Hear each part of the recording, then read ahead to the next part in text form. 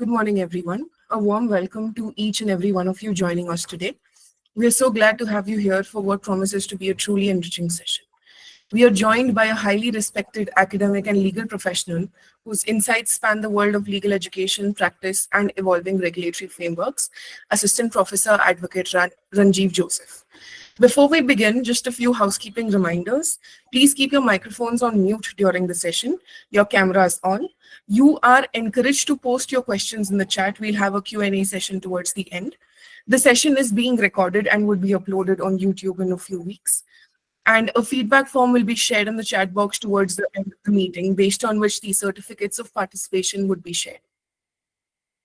The right to freedom of speech and expression is one of the most celebrated and debated fundamental rights in any democracy. And in today's digital world, that right plays out on an entirely new battlefield, social media. Our session today, led by Assistant Professor Advocate Ranjeev Joseph, is centered on the theme freedom of speech and expression in the age of social media, a subject at the very heart of modern constitutional law, digital governance, and individual liberty. With platforms like X, formerly known as Twitter, Instagram, YouTube, and even Threads becoming a space of both dialogue and disruption, we are seeing a growing conflict between personal opinion and public accountability. Defamation cases, FIRs for online posts, political trolling, content takedowns, fake account victimizations, and even arrests have raised an urgent question. Where does free speech end, and where do regulation, responsibility, and legal consequences begin? Just recently, we have seen high-profile incidents involving stand-up comedians, journalists, influencers, and even ordinary citizens who have been targeted or trolled, sued for defamation or subjected to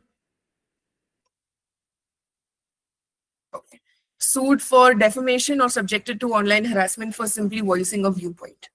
In this session, Rajiv sir will help us explore the legal boundaries of speech on digital platforms, the impact it has on individuals, including recent cases, and how the courts are responding, how content creators and influencers are increasingly facing legal notices, cyberbullying, or even reputational harm, and whether the existing IT laws and constitutional protections are adequate in this evolving landscape.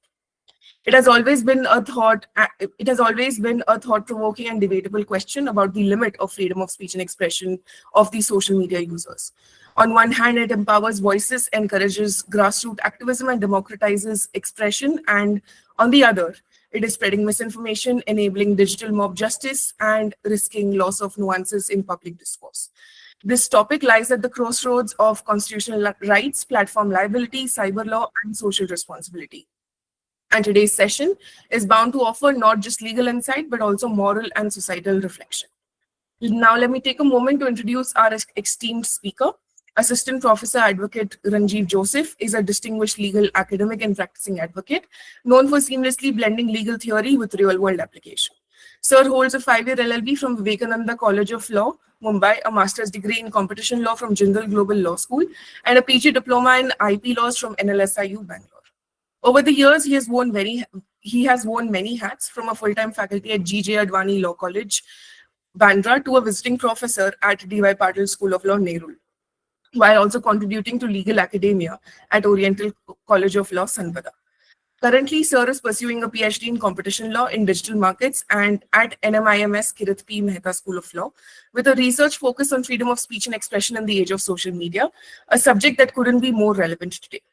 In parallel, he maintains an active independent legal practices with specializations in MSME laws, consumer protection, RERA, as well as family law.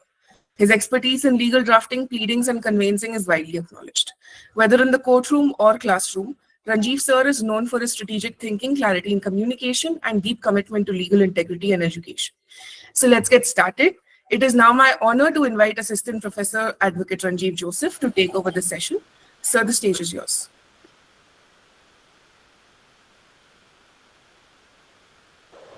Thank you so much, Preksha, and the entire team of Legal Specs. It's really an honor to be part of this session, and I would like just take a few moments to kind of appreciate the effort taken by Preksha and and Shriyanshu from the team. They have been tirelessly, following up with me since the last 2 to 3 months, and I would really appreciate their efforts in this process. And finally, we are here on a Sunday afternoon, and I really appreciate approximately 80 to 90 participants have joined. I will be sharing my screen, and good morning to all of you. As Preksha has introduced me, I am more of an academician and slight of a practicing advocate. However, I always try to incorporate the the practicing side to the theory, and I feel once your theory is strong, then definitely you can reach to the next levels. So without further ado, I'll just take the opportunity to share my screen and start the PPT.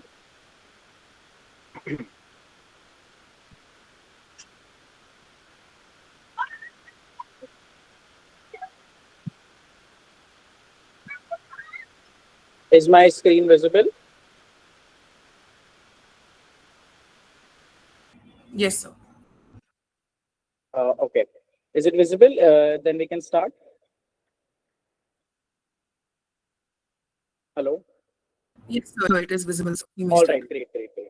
So the topic for today is a really nuanced one. I really like the choice of the topic as has been provided to me by the legal specs team. Is the freedom of speech and expression in the age of social media. And I would be taking you through the realm of the history of this specific article, the Article 19.1a, and I would be discussing a few parts of it and how the restrictions have been applied over it, and also how the courts have got the discretion to kind of move on to understand what are the reasonable restrictions which can limit it. So let's start without further ado. Am I visible on screen, Priksha? Yes, sir. All right. Let's start. So I would be starting off with this really quirky, I would say, disclaimer, because I want to make you understand the importance of having disclaimers in your presentations, in whatever you say, and the other aspects. Now, this particular session, I understand it's based on an academic understanding, and most would be students. There would be certain graduates, postgraduates as well. However, I want you to understand that whatever I say is something which is not any legal advice, and neither is it specifically targeted to any political party. If one political party feels targeted, or if you're in association of that, then I would say that it would not be only for you. Every political party could be targeted, or neither. I am strictly a centrist in terms of my ideology, and hopefully my presentation also would follow. Also, whatever I mention on the screen would be an expression of facts, and wherever you find any opinion, kindly accept my sincerest apologies. And also, I always say this: I am responsible for what I convey, not what you interpret. So this is something which I wanted to start with my session, to make you understand that in today's world, especially in India, uh, in an academic session as well, a person like me, I also have to give disclaimers like this.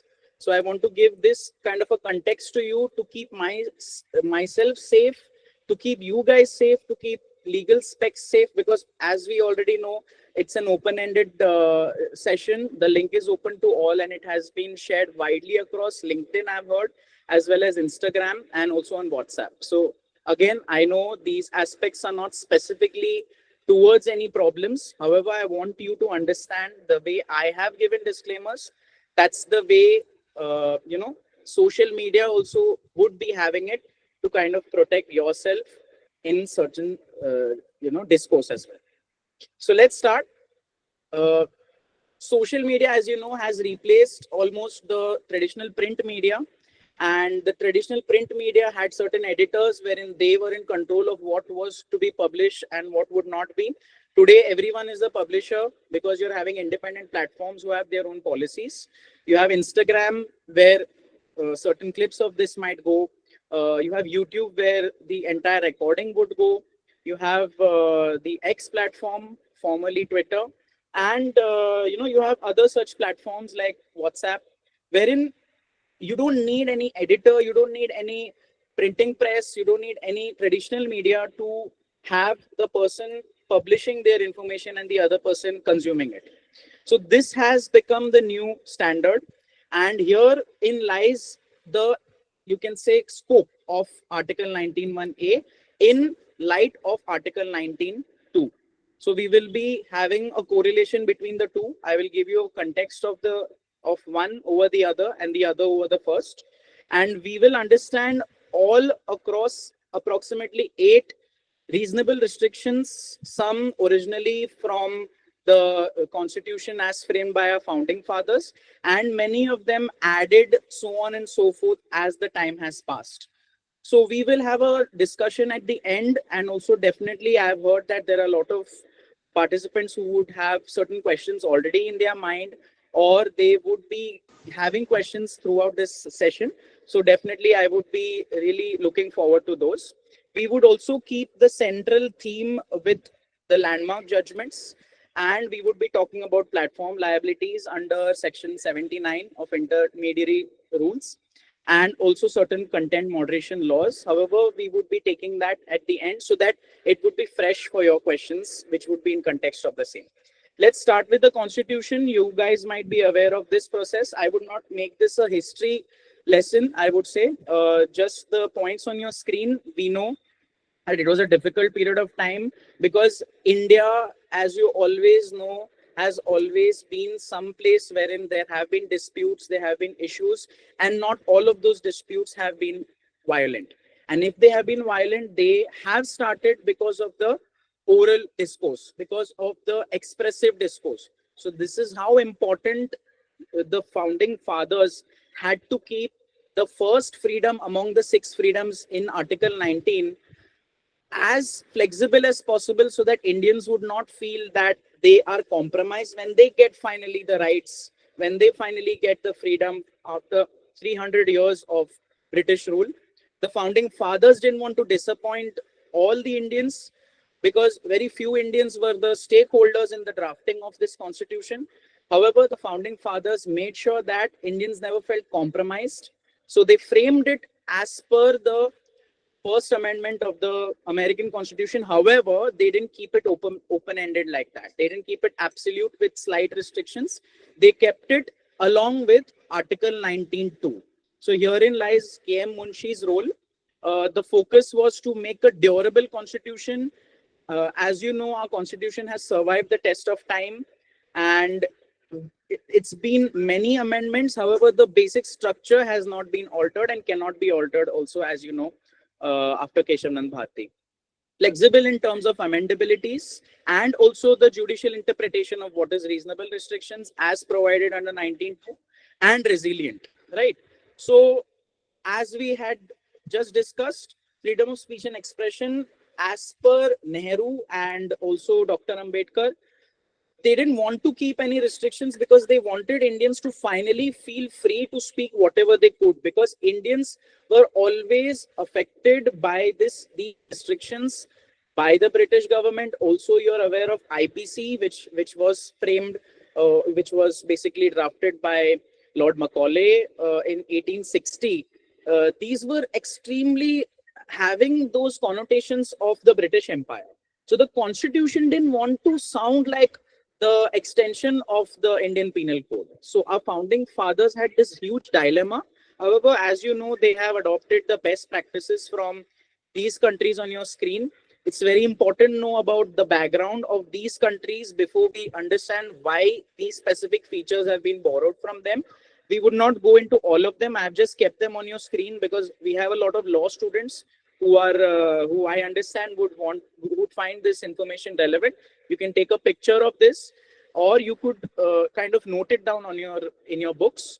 Our focus would be USA and Ireland, right? So USA for fundamental rights, which is basically the Bill of Rights, also mainly the First Amendment, and Ireland for reasonable restrictions. So these two would be our core focus points. As we know, our constitution, because it has had the you can say luxury of being drafted at a much later stage after most of the constitutions have got uh, they've got the, you can say, freedom, or they have already been made since so many decades or centuries, I would say. Our founding fathers wanted to incorporate liberty focused free speech ideals from the US as the basis, along with Irish and British cautionary models. So it would not be an absolutist policy wherein freedom of speech is based on the American freedom model. We knew that that could not be possible, because if that would be the case, then the constitution would merely encourage all of the issues which we would be checking out in Article 19.2. As we know, liberty must be with order and it cannot be at the cost of order. This is the entire burden, or it's the responsibility of the state. We will understand in our session the role in dissent, press freedom, which will be our core focus, because press freedom is something relating to social media freedom, because social media, as I said, is the modern incarnation of the press. Creativity also associated with the same, democratic participation, and the protection under part 3. Right, let's start with dissent. As we have probably seen in the newspaper since the last few years, or also before that, certain citizens expect that Article 19.1a must give them the freedom to say whatsoever they want, right? They might find certain forum, they might find certain places wherein they might want to opinionate themselves, they might want to express their ideas. That's definitely the case, and that has been provided to us by our founding fathers. However, this must be in light with 19.2. I will keep having this running theme of associating 19.1a with 19.2, because what people think is only 19.1a and 19.2, they just keep it probably for legal studies or they keep it for the lawyers. We would want to associate the both of them throughout our session.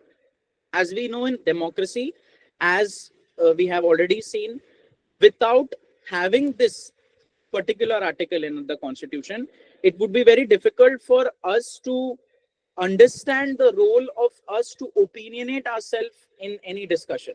Now, as I told you at the beginning, I could not have too much of my opinions in this particular session, because first of all, it is an academic based session. It is for your knowledge, it is for your understanding. It is not something where I am voicing my opinion for or against certain purposes, certain political parties, certain persons in those political parties, certain events, certain themes.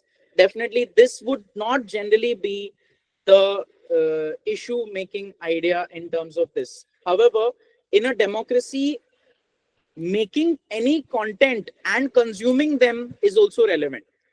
So that is a very tricky dilemma which always lies between the parliamentarians, starting from the founding fathers throughout the entire 7 decades which we have seen, and the judicial interpretation of reasonable restrictions.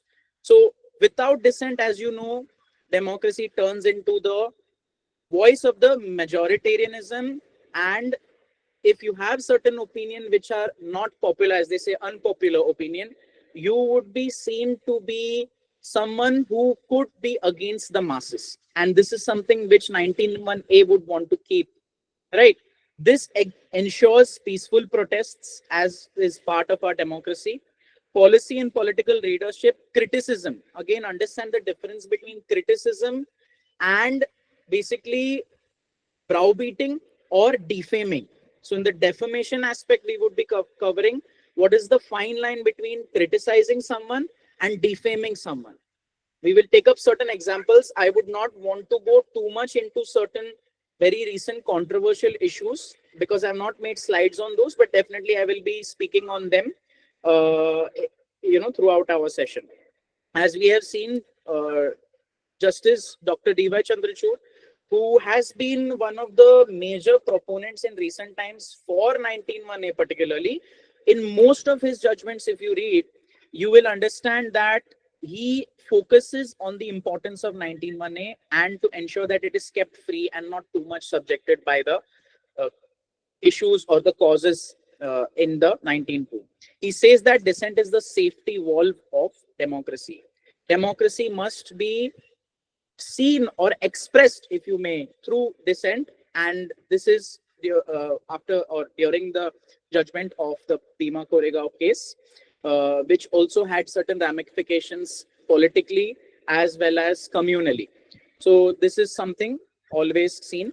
This is our core focus for the day, because our focus will be to understand how press freedom is actually unfortunately already low in terms of our ranking globally after so many years, I would say. And it has always been so low, particularly when we talk about the World Press Freedom Index. Our rank is one of the last 20 or 30 among 180 countries. So we want to be the best in everything. However, this is one area where we are severely lacking, and this is something which has been flagged multiple number of times. This has been due to multiple issues, and as you already know, the media being the fourth pillar of democracy, even if you have perfection in the other three, if the fourth pillar of democracy is compromised, then definitely that creates a compromise in the entire state. A free press is extremely important to understand how, or you can say what is going on in the public and what are public's opinion, like a mirror in terms of what is being shown as to what people see. If there are voices which are in pockets, and if the media does not bring those in the limelight, definitely no one would know what the other groups are thinking. So this is something which we are clearly very well aware. As I told you, I would be covering a lot of case laws as well, because I don't want to make this session too vague and too generic. I would try to keep it legal. I would try to keep it based on the constitution and based on your landmark judgments. So you can please note it down if you're taking notes. We are having around 8 key judgments here, starting from Romesh Thapar. Romesh Thapar is basically one of our foundational key judgments which we would be taking up. Immediately after the constitution was enacted, or you can say adopted, after 1949, November, and 1950, uh, in January 26th, this happened, or this case came to the light of the Supreme Court in May. So this is how recent, I would say, Romesh Thapar and Brij Bhushan case. These two are the foundational cases to understand that the Supreme Court has always focused on on press freedom as part of free speech, even if that has not been directly mentioned by our founding fathers. Public order, as is one of the core themes of 19.2, subclause 2, cannot be vaguely invoked to censor. Censorship cannot be something which those who are part of the dispensation or the authority, they could not use that as a ground. It must be specifically proven. Specific persons' rights must be specifically violated, and those persons must come forward to address this judicially. If the judges feel so, definitely then it could happen. It cannot be taken as an administrative order. Brij Bhushan also talks about something similar. Pre-censorship of newspapers seems to be, or is was held to be, unconstitutional, and also this article has been invoked. Bennett Coleman case. Bennett Coleman is the company which publishes the Times of India, the largest circulating newspaper in India. The case focused on the government not to curb press freedom indirectly through newspaper control policy. So, as you know, these are the landmark judgments, very important for us. Most of them have been through Supreme Court cases as well. Indian Express, also one of the widely published and read newspapers of India, focused on the excessive tax which was imposed around the 80s, so as to curtail the freedom, as this tax was being levied at differential rates for certain newspapers because they did not toe the line of the government or certain political parties at that time. Other few are there, limiting newspaper pages. Also, this was part in 1960s. Certain policies were introduced wherein pages were restricted, and this also came up to the Honorable Supreme Court, and this was clearly mentioned that you cannot have any limit on the pages. as per a policy decision. So the role of the government must be minimal. It cannot be a rowing mechanism. It must only be a steering mechanism through light regulation. Next is express newspapers versus Union of India. Labor law should not indirectly curtail press freedom through economic burden. Again, as you see, indirectly there are mechanisms used to ensure that people's opinion must not fall into certain ideas wherein it could affect maybe the government in general or certain political parties. This has been even before the constitution came into place. So this is something which I would like to throw light on. Next, in Hamdard case, Hamdard Davakhana, commercial advertisements are not protected under Article 19(1)(a). This is extremely important for us to understand that if someone feels that they can put an advertisement, they can get the protection of the newspaper and the editor of the newspaper. That's not the case. Advertisement standards and advertisements are not covered under 19(1)(a). They are under extreme scrutiny and they do not get an automatic protection just because they feature in an advertisement page of the newspaper. And the last but not the least, extremely important and the latest one in during the lockdown, it was relating to the internet access. Anuradha Bhasin, most of you might already know this. If there is unreasonable restriction on the internet at particular places, indefinite shutdowns due to certain vague or certain very limited, uh, you can say, issues at local areas, that shows that it is having a political ideology in terms of covering or trying to curtail the dissemination of information, as we are focusing on in today's topic, the dissemination of information. Again, coming back to our session, this link has been kept open for everyone. Anyone can join it. I am addressing basically the entire world or a lot of people across India. That is one thing which is extremely important, to ensure that it is free. What I say must reach you, and what you say must reach me. Anuradha Bhasin focuses on this, and internet access is extremely important for this, as you already know. Let's focus on artistic and creative expressions. As you know, our focus is not on all of the other aspects. Particularly, our focus could be on digital content, on certain music, on memes also, because I would be using certain memes during our presentations, and I would be showing you how that could be used or misused in the process. Am I audible? Hello? Yes, but your video is off. If you could just check. Oh, A lot okay. of people are saying that your video is off. Oh, all right, all right. Just a second.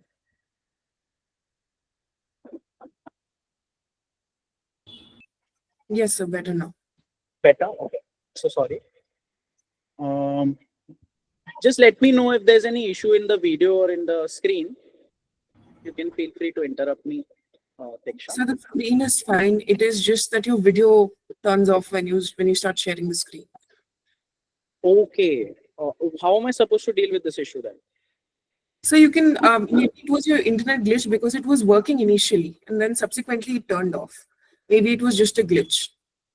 Oh, it's fine now. Like I'll just put it on full screen. Just see if you can see me. Am I visible? Yes, Hello. sir. Okay. The screen is more important than seeing him. All right. All right. Okay. Okay. No problem. Let's move on. So our focus would be the content specifically associated with social media. Um, Basically, our digital content, the content which people widely consume, which also goes into a lot of territory, which goes into 19.2. Certain controversial works are there, which kind of I something which can't see the screen. is it visible? Diksha? Please share the screen. Can't see No, the sir, it is screen. not Please visible. share the screen. Seeing you is not important. Okay, okay, okay. Please share. One second, one second. Yeah, just a second. I think it was screen had gone up. Uh, Just continue your One lecture. second. Please wait. Please wait. Share window. Yeah, I'm here.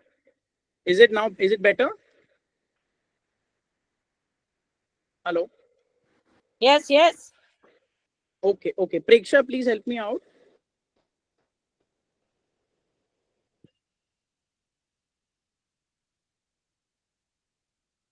Uh, can you see the screen, please? Yes, sir. Okay. Okay. Let's continue. Let's move on. Our focus would be specific aspects wherein the issues are usually seen under. So our cases, you can say Rangarajan and MF Hussain, we would be focusing on 295A as such. So that is something where we would be focusing. Let's move on. There's something I want to point out to you.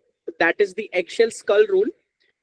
You might have read about this or studied about this in torts, law of torts. It's under the Smith versus Leachbrain and Company Limited in 1962. It says that you must take your victim as you find them. Even if a person has an unusual sensitivity, like a thin skull, and a minor act causes major harm, as per the law of torts, the wrongdoer is fully liable. Now, this is under the torts. This is wherein you are having no law to protect anyone or no law to say anything about either the victim or the offender. This is during the time of having a vacuum. Let's see how we can keep this into the context.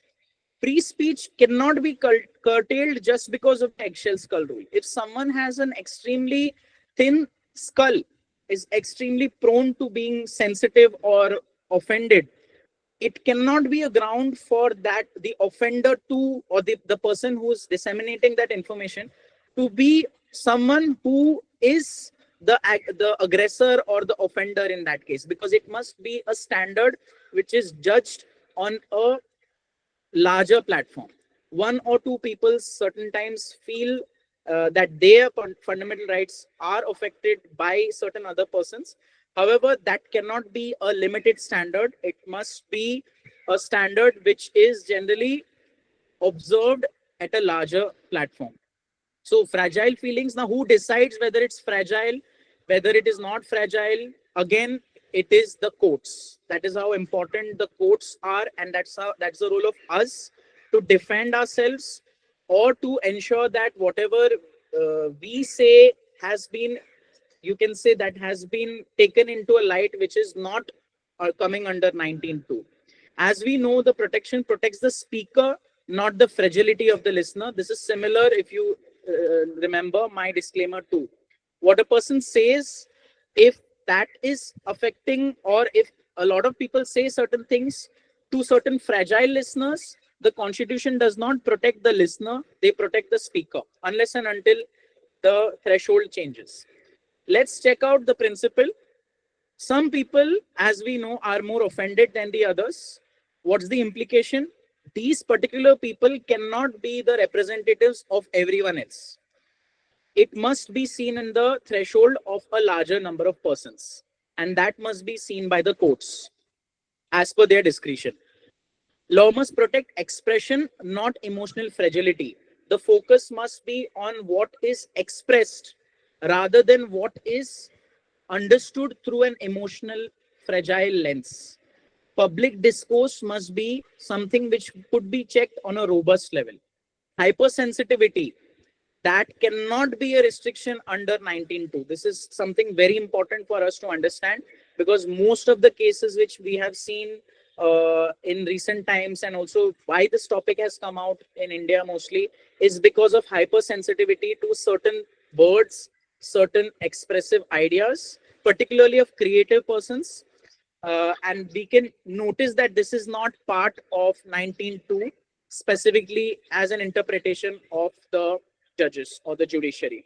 Only public order disruption must be seen if it qualifies for the restriction under 19.2. Let's move on quickly. freedom of expression cannot be suppressed on the threat of demonstration or violence. The threat is always looming, as we know that something is always in potential, but then how far-fetched that threat could actually result in an issue depends on a lot of factors not directly associated by those who would be claiming the issues.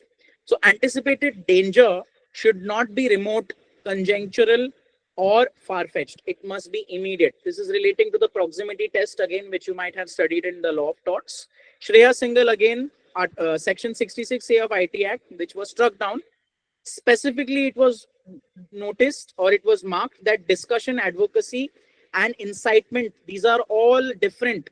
A discussion and advocacy cannot be automatically said to be an incitement. Incitement must be checked on a different scale, and only incitement must be restricted, not the other two aspects, right? I want to just keep this open ended again, bringing a certain meme here, so that we can kind of have it more interactive between us. Um can anyone just unmute yourself and just tell me who these characters are on your screen, if you can, if you know them? Peter Parker and his Uncle Ben. Spider-Man. Right. No, currently this is not Spider-Man, but then context is that the movie Spider-Man, yes, both are right. Left hand side, we're having Peter Parker. This is from Spider-Man 1, I think 2002 movie. And the right hand side person is Uncle Ben. So, as we know, Peter Parker is 191A in our context, and 192, who is the well-wisher of 191A, always reminds Peter Parker, who is Spider-Man, that with great power comes great responsibility. He says that he is the one who is giving him that idea that he needs to focus more on responsibility rather than the power which he would be having. And this is something which we even see in a lot of things online. It's like one person says, "You offended me," the other person says, "You're too sensitive." And this goes on and goes on. So the other person might offend them again, and the first person might say, "No, now you are the one who's sensitive." So this is something kind of like seen in a very structural manner, and herein lies the role of the state. The third, you can say, one who's moderating both of them is the one who has that responsibility. With great power comes great responsibility. The power given to the people, the responsibility cannot be taken by the people. The responsibility must be taken by the state, who is the one who gives that power to the people. So I just wanted to bring this in the light. Now let's focus on 19.2, which will be our main theme for the session. It talks about reasonable restrictions specifically on freedom of speech and expression. We'll read the bare text of it. Nothing in subclause A of clause 1. Please note, I repeat this again and again. Please note that 19.2 is not related to 19.1b onwards. It is only related to 19.1a, which is the freedom of speech and expression. So you need to always understand that the reasonable restrictions mentioned by our founding fathers and also expanded by the judicial discretion, that is particularly on the freedom of speech and expression and not the other freedoms, including the freedom to reside and settle anywhere in the country, freedom to assemble without arms, and so on and so forth. And also, these are not associated with the other rights or fundamental rights. As you can see in your bare text, nothing shall affect the operation of any existing law or prevent the state from making any law insofar as such law imposes reasonable restrictions on the exercise of the right conferred by the said subclause. Reasonable restrictions are the key words which we would be focusing on. As I told you, 19.2 is specifically reasonably restricting 19.1a. A lot of students have this confusion that 19.2 is a reasonable restrictions for all fundamental rights, or 19.2 is a reasonable restrictions for all the freedoms in 19. That's not the case. It is specifically for freedom of speech and expression only. And this has been mentioned in the bare text itself. So I just wanted to clarify this through my session. Let's focus on what are mentioned under 19.2 from A to H so that we can deal with them one by one. And at the end of the session, we can know how we can have a legal defense for individual one of them. So let's start with sovereignty and integrity of the nation. This was not there in the original constitution. This was added after the 16th Amendment in 1963, after the Chinese aggression. And it prevents any speech that could encourage secessionist or anti-national activity.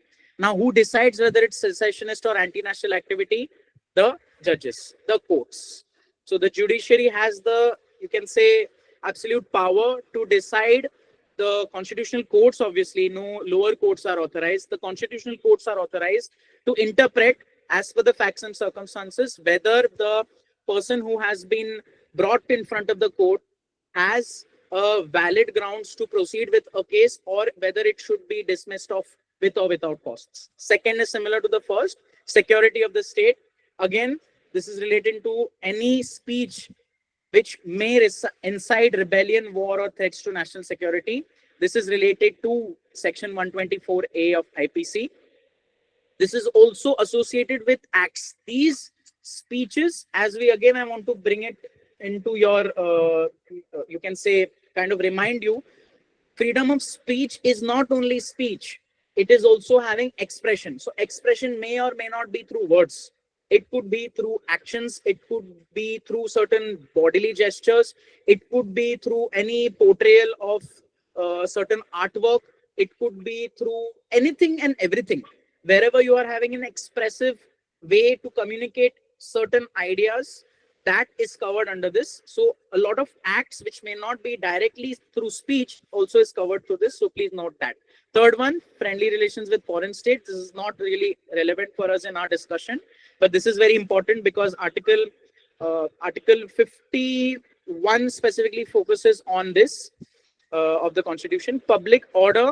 This is important for us because this is the foundation for 19.2, and it has been expanded clearly, I would say, and also expanded furthermore as per the First Amendment in 1951, which was a very, very, very significant amendment, along with certain other land reforms, and also you can say the removal of Article 31 and putting it to 300A, making that fundamental into a statutory right, and also the modification of certain schedules in the Constitution. This is extremely important. Public order. This is how the court has a, you can say, a scale wherein it judges how many people have been affected by certain speech. If there is a large number of people that are affected or could be immediately affected, definitely 19.2 will be invoked and 19.1A of the other party will be restricted.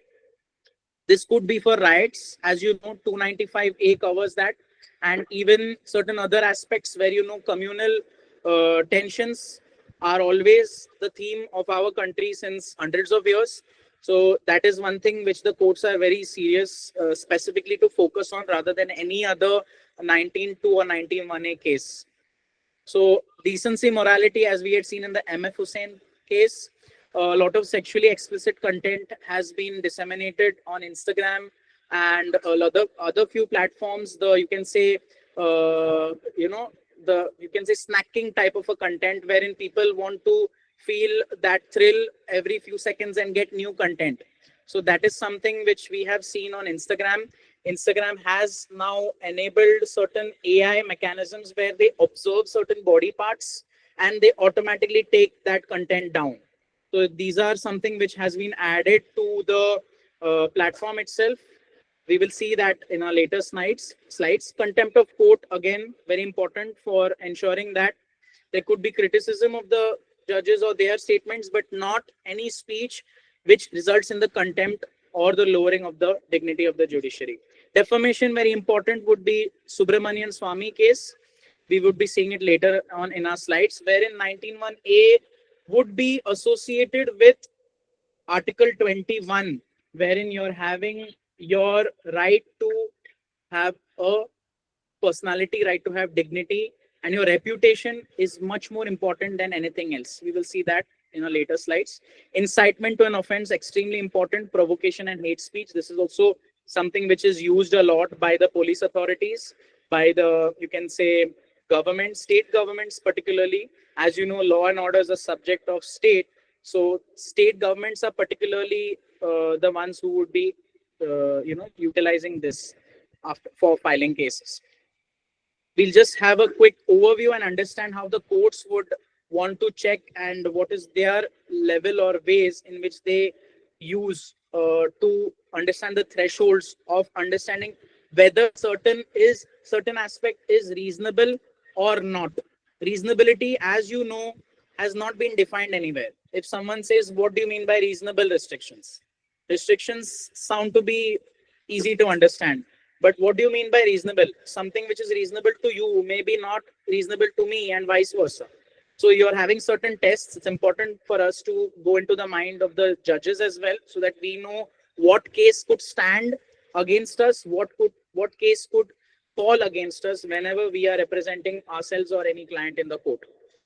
There are three specific tests: proportionality, necessity, and least restrictive means. Certain terms like decency, morality, and public order, as you know, these are also very vague. What is decency? Extremely vague. A person who might have certain upbringing or certain cultural background might have certain things to be part of being decent. For some other person, it could be immoral. So these aspects are subjectively interpreted. It's extremely difficult for the judges to do this on a regular basis. We'll see what specifically are the questions the courts are asking and how the that could translate into how we could defend ourselves or our clients. Proportionality test, I think most of you might be aware of this on your screen as compared to the other two tests. Is the restriction excessive or balanced? Wherever you are having rights, as you know, you are having duties. If you want your rights to be exercised, everyone else has to have their duties to ensure that your rights are exercised and you're enjoying those rights. So if you're restricting those rights, are they because the duty could not be enforced or could not be fulfilled, or because in the name of not fulfilling the duty, someone else's rights could be affected? So that balance must be there. Should the restriction be more than required, or is it fine? Necessity, is it really required to be necessarily done the restriction at the particular time? So as you know, in admin law you will be studying if you're a law student, and if you're a lawyer you would already know this. Admin law talks about arbitrariness, how discretion moves towards arbitrariness, and how the courts could stop it. And the last one talks about least restrictive means. Is there a less harmful way to achieve the same goal? This is extremely important for us because courts are more and more asked to utilize certain measures wherein both the parties are having a win-win situation. So let's move to the First Amendment. This is not the First Amendment of the American Constitution. This is the First Amendment of the Indian Constitution. Again, I'll bring a context. The First Amendment of the American Constitution gives absolute rights for freedom of speech and expression. So this is a stark contrast, I would say, towards our First Amendment, which actually abridges or actually takes away the right which we were kind of enjoying before the First Amendment. So basically, you could say for 1 year from 1950 to 1951, citizens were enjoying a lot of rights which were not under the First Amendment restrictions. However, they were not as absolute as the First Amendment given in the Constitution of America. So more grounds were added. Every time more and more grounds are added. As you know, it's extremely important to note the Constitution, whenever it's amended, things are only added to it. Things are not taken away from it. So this is something you need to keep in mind for your legal studies generally. In fact, it's like it's almost never seen that things have been taken away unless and until it's extremely urgent for the same. So 3 more grounds have been added. Public order, as I told you, which is our foundation for the test. Friendly relations with foreign states, which we have just seen. And incitement to an offense, which is related to section 295A, communal acts or communal statements. And also certain other aspects of the IPC wherein communal violence could be through certain speeches. Restrictions on any freedom should be reasonable and subject to judicial review. This was something already known by the judges, but it was kind of doubled down that any freedom, specifically we are talking about 19(1)A because 19(2) talks about this. Reasonability cannot be determined by the government. Reasonability cannot be determined by the police. It cannot be determined by any layperson. It cannot be determined by a lawyer. It must be determined by the judge who is adjudicating the case in front of his, you can say, bench. That is something which was clarified. Certain aspects, I'm not going through each of them one by one. I have this, you can say, habit of putting the points on screen so that those who would want to note down important points can note them down, and those who would want to have a pace with me, they can have that also. It's up to your level of convenience. As we know, this is the first and very major constitutional amendment post independence, and here government viewed abuse of freedom of speech to be more in light rather than the right use of freedom of speech. So this was an amendment to counteract the government's idea, so that the government cannot think that it is the one who knows exactly how to interpret the constitution, because as you know, executing the constitution and interpreting the constitution always causes issues. So it was felt very important by the parliament. The parliament understood that this could be misused. Judges would have a very difficult task to know what is under 19.2, what is not under 19.2.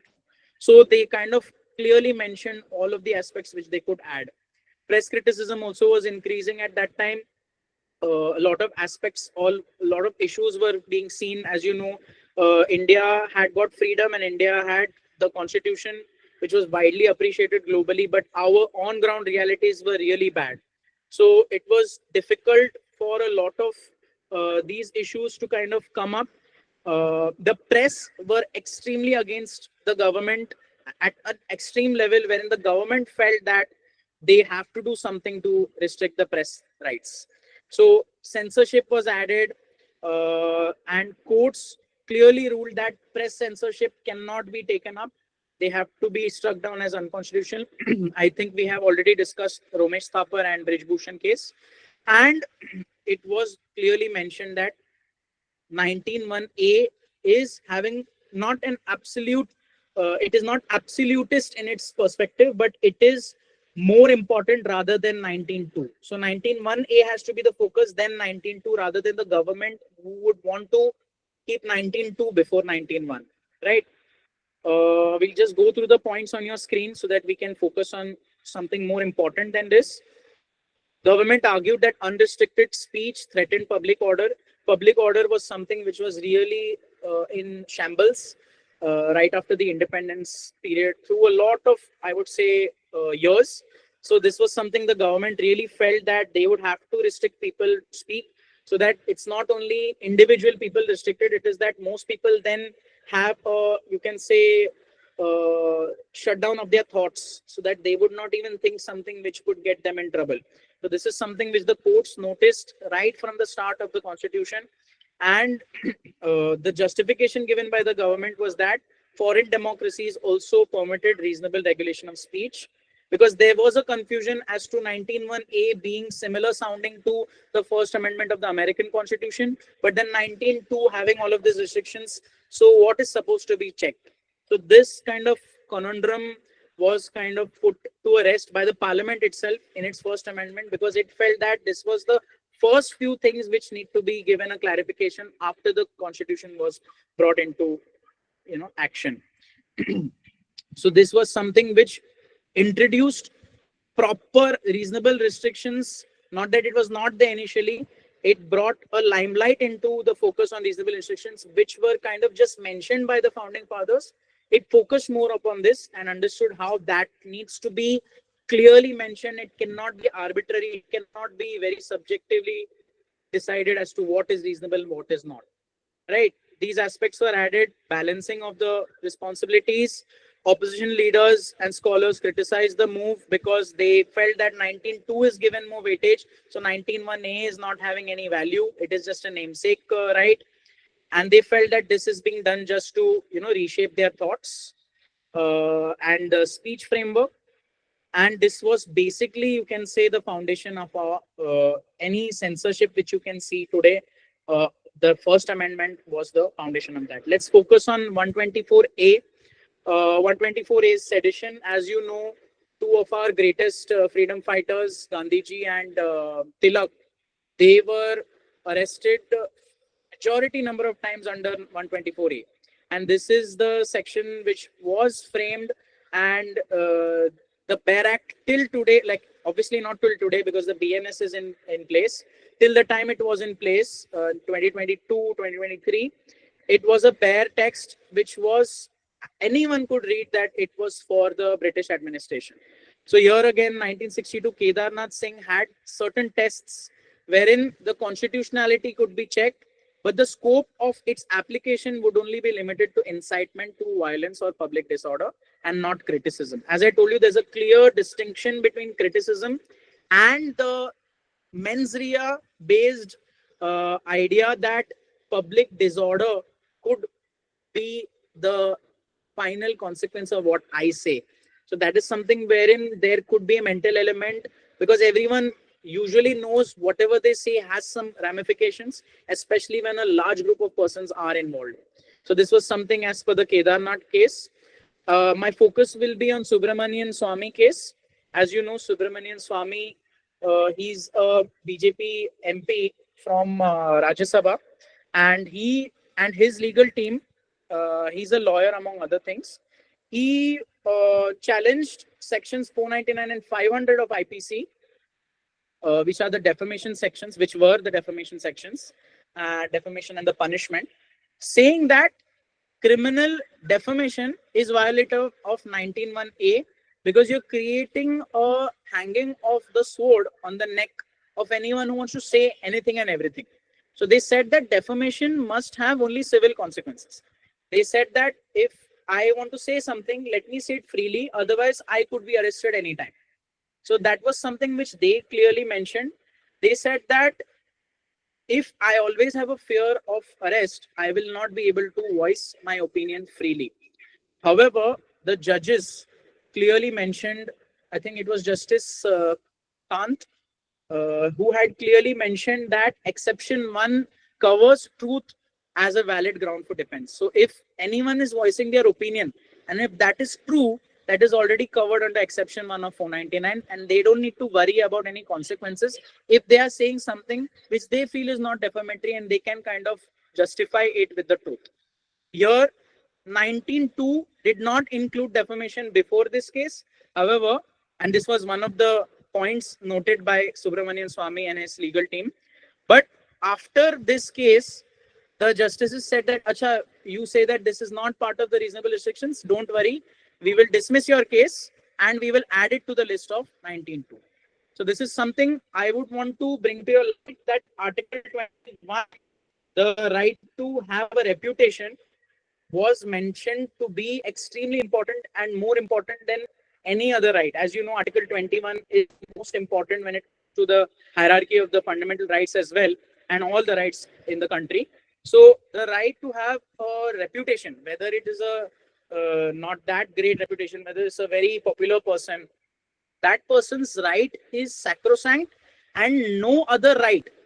Here, when we talk about Article 19.1a, no other right could touch that. So if someone feels that 19.1a they can use and affect someone's reputation, which is already enshrined in Article 21, then they have kind of not understood or the interpretation of the Constitution. This was clarified already. This was cleared beforehand, but the justices clarified it and said that it cannot be something which could be removed. There must be criminal consequences. Others, everyone is encouraged to criticize anyone and start paying money, especially those who are influential and those in power. They would not have the fear of arrest if they start defaming people and spoiling their reputation. So this is very important for us in terms of social media as well. Free speech versus hate speech, as I told you, 295A and 153A are relating to promoting enmity among groups. So this is the two specific sections which are invoked by the police whenever there is any communal speech or communal action, which is extremely important to be done. So this is something wherein the courts generally also do not interfere, because they have that threshold to ensure that no speech should be allowed, even if remotely relating to anyone communally being offended in terms of the religions in India or castes in India. Here, it's extremely important because you might be aware that certain groups are there on social media wherein they target certain religions. One religion targets the other targets another one. That is something which is seen very, casually, I would say, in a lot of social media. Nowadays, I have noticed that they have been restricted by the social media platforms itself. They are having their own mechanisms. However, it is extremely difficult to regulate it from a government perspective. Let's come to blasphemy. Whether blasphemy is part of our reasonable restriction or not, because India is not a country which has one religion. So we secularism since the inception of our country. Blasphemy cannot exist generally because blasphemy is the any act or speech against a specific religion. So you might notice this in Islamic countries. They're very strict with blasphemy laws because they are the countries which are having a specific religion as the state religion. So that is something which our founding fathers clearly mentioned that they should not have this law as such in any section. However, 295A is the closest to blasphemy, but this is not relating to one religion. This is relating to the violation, or you can say offense caused to any other religion or even to your own religion if some other persons are there. Pakistan and India, as you know, Pakistan became an Islamic state and they had to make their laws blasphemy, oriented, blasphemy restricted oriented, so that they could have that Islamic state as a focus. India never wanted to do that, and our constitution has been made in such a way that there is kind of no scope to bring that. However, let's say if one needs to know whatever they say, whether it can offend any, let's say their own religion or any other religion, how would they have any threshold to know that?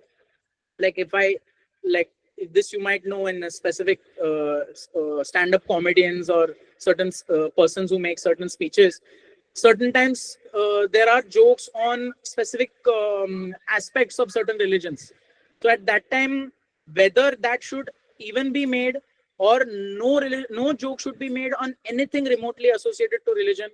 So that is something which we know today after so many years, and even the court's interpretation that it's better to not make any opinion or any joke, as you might have observed, on any part of any religion, either your own religion or any other person. So it's better to utilize the right to remain silent, because different religions have different aspects which are extremely important to them. I know of a person who was my friend, not in touch anymore. He made a joke on certain aspect, of his own religion. However, he landed in so much trouble. He's also associated with Kunal Kamra.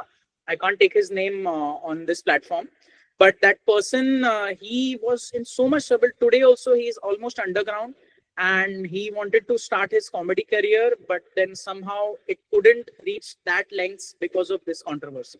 So I tried my best to kind of censor myself even when I say this issue, because I know how sensitive it is.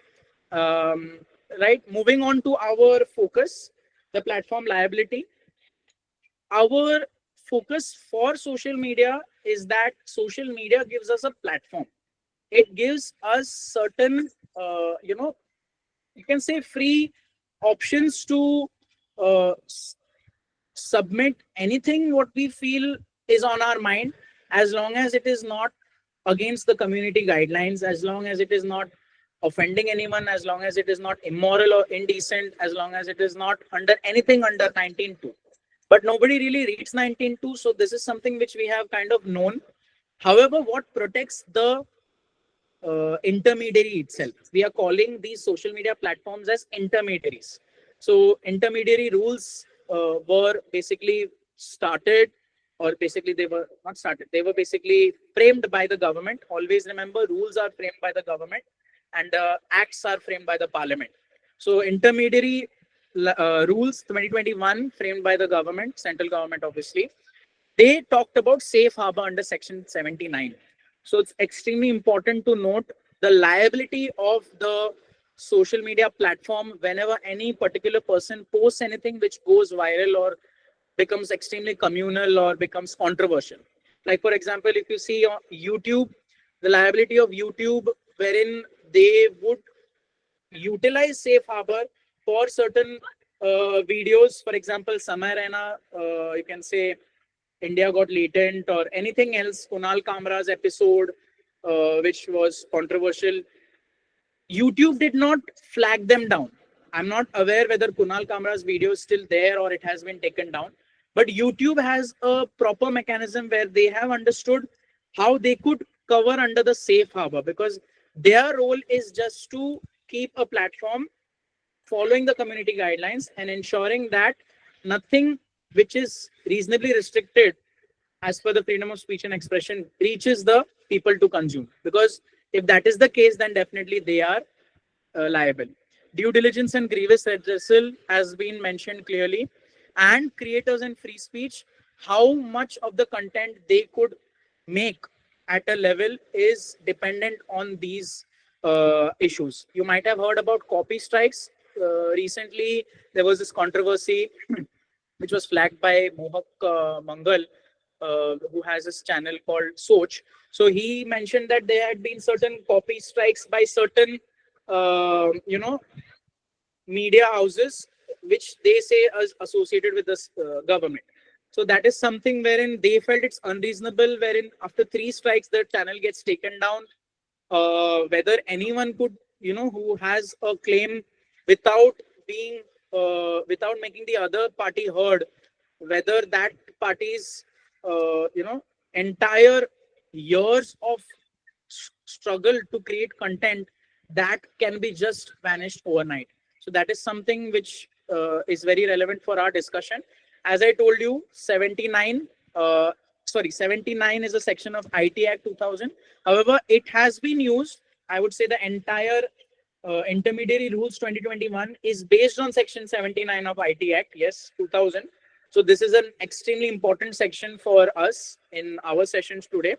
And this is giving an intermediary immunity rather than liability if they are merely hosting or transmitting third party content.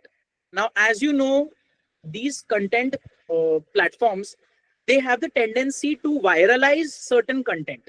So they are aware, because of the algorithms, they are aware of what is being displayed through voice recognition, through video recognition, through captions. They know what would be the one which they could viralize, what could be the one they could not viralize. So they are having basically responsibility to viralize content which could be not under 19.2 and viralize content which could be safer. Uh, so that is something which is their liability, and the government definitely expects them to ensure that they follow suit. As I told you, safe harbor is not absolute. Uh, I have got the opportunity to be in my master's classes. Uh, get guidance of, again, I can't take names on this session, of a very senior lawyer of the Supreme Court who has represented Twitter when it was Twitter, and he gave his insider information about a lot of aspects wherein the safe harbor was something which he felt was just on paper, and the government tried to censor Twitter, which you might also have heard about from Elon Musk's mouth. He has clearly mentioned that he's really upset with how the government is giving orders, flag down orders to Twitter on certain posts and even on certain keywords. So again, you might have heard that Elon Musk purchased Twitter because he thought that he could keep the platform free of any uh, particular left wing or right wing ideology or any governments to take it down. But it was extremely difficult for this particular senior advocate who kind of shared his sorrows when he wanted to defend the platform, representing that particular platform in the Supreme Court against the government of India.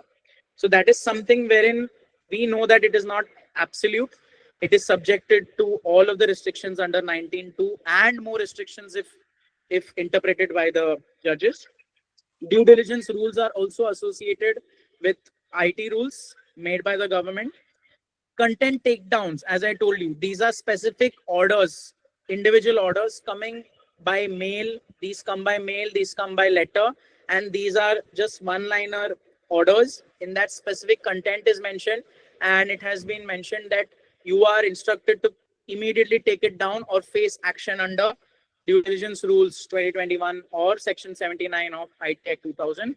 Failure to comply can remove your safe harbor sheet. This is the exact, you can say, content of that specific takedown order.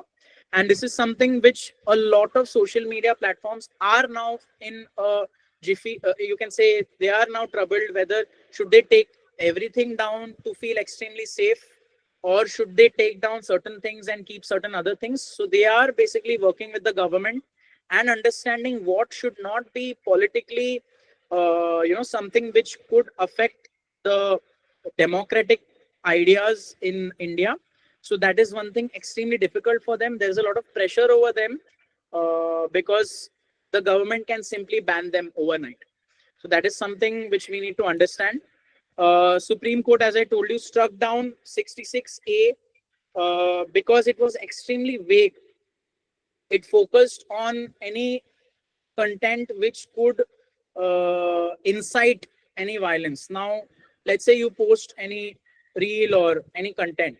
Now, who is going to interpret what in any part of the country, and then it gets viral, and then your name comes up in an FIR? So, Shreya Singh's case was similar to this, and there was certain Facebook posts which she had mentioned, and there were a lot of FIRs filed against her, and she made it a point to go to the Supreme Court and make sure that 66A was brought down, and the Supreme Court rightly brought it down because it mentioned that it gives encouragement to arbitrariness because it has been worded in a manner which can be misused by the government.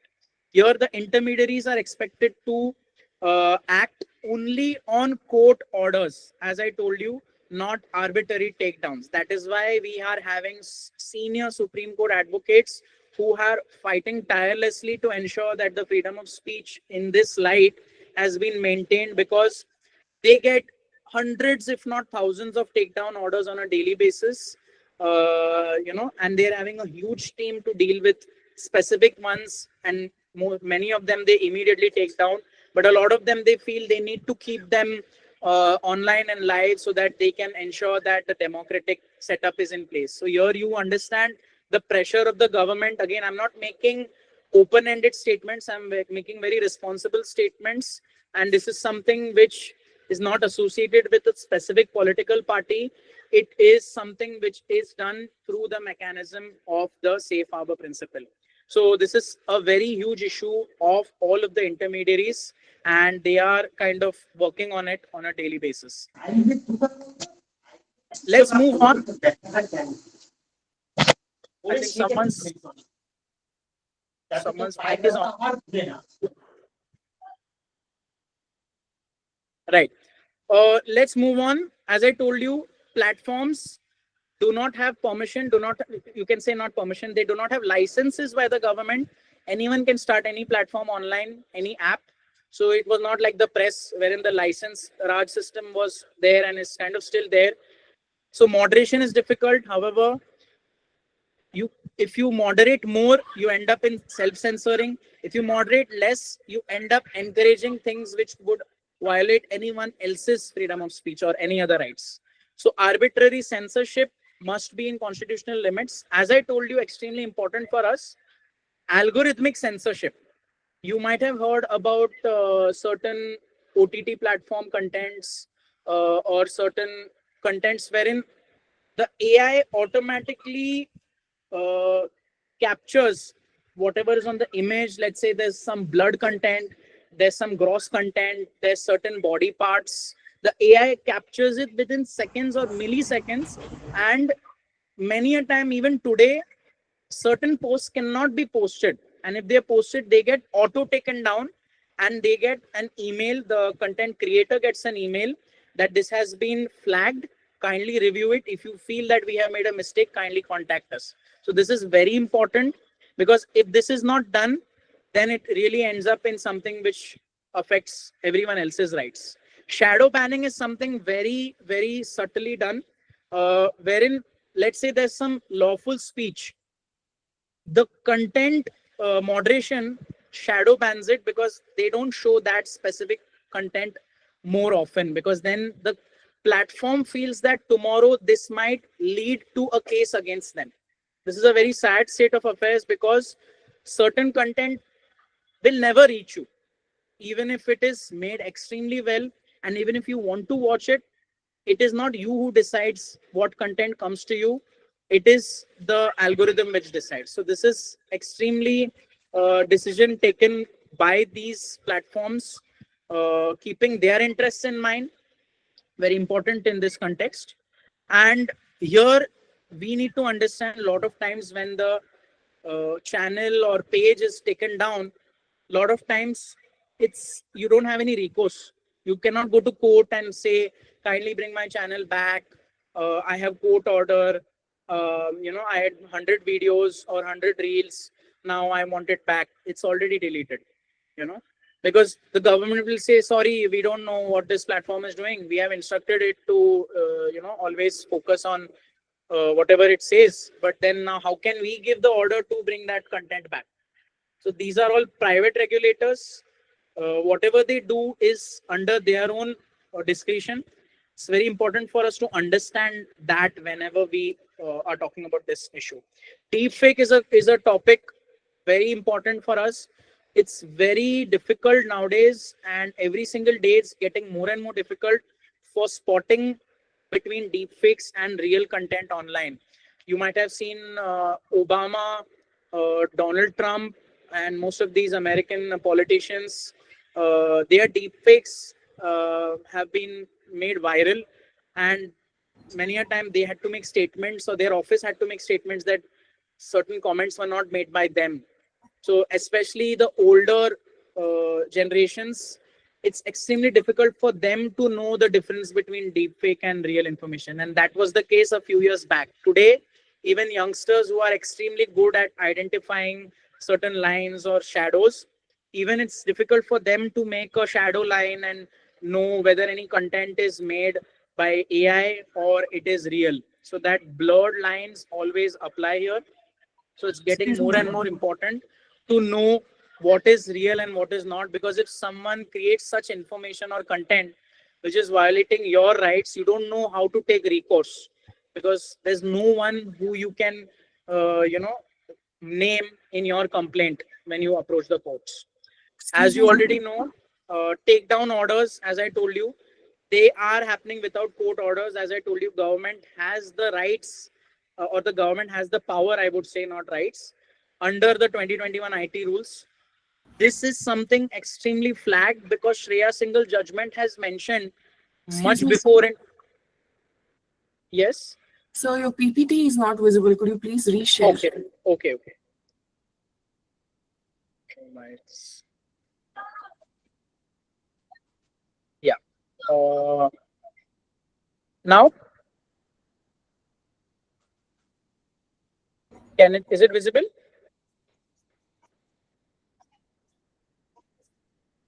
Yes, sir. I am able to see it. Thank you. Okay.